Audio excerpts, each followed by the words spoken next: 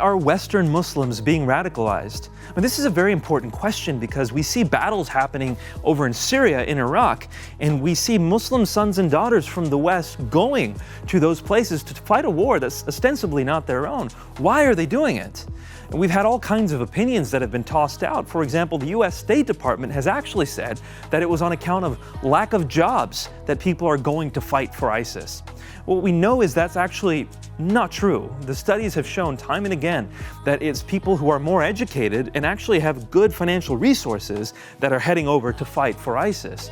We saw most recently a shooter in San Bernardino who was willing to kill his own colleagues. And he had a bachelor's degree. He had a $70,000 a year job.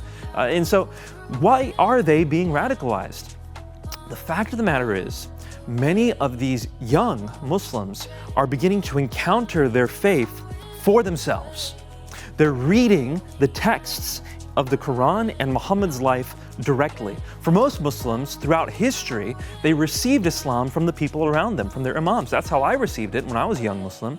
I was just believing what I was told by my leaders and elders around me. But now we've come to a point where if you want to study Islam, all you have to do is read the Quran for yourself. If you don't know Arabic, there's tons of translation available online. If you want to study the traditions of Muhammad's life, all you have to do is go to a website, sunnah.com, and you can read it for yourself. Here, Muslims are encountering the reality of Islam, a very violent tradition, where from the first moment Muhammad could launch battles, he did, until he died. And that's when Islam was able to conquer 1/3 of the known world because of the teachings of the Quran and the Hadith. So what's happening is Muslims are encountering the violent essence of Islam, and they reach a three-forked prong in the road. And they decide whether they're going to be radicalized, whether they're going to become nominalized, or they're going to become apostatized.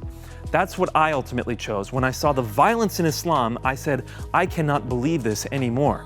So I would encourage you, if you have Muslim neighbors around you who might be encountering the reality of Islam for the first time, be there with them. Help them process it so that they don't become radicalized, but get introduced to the love of Christ.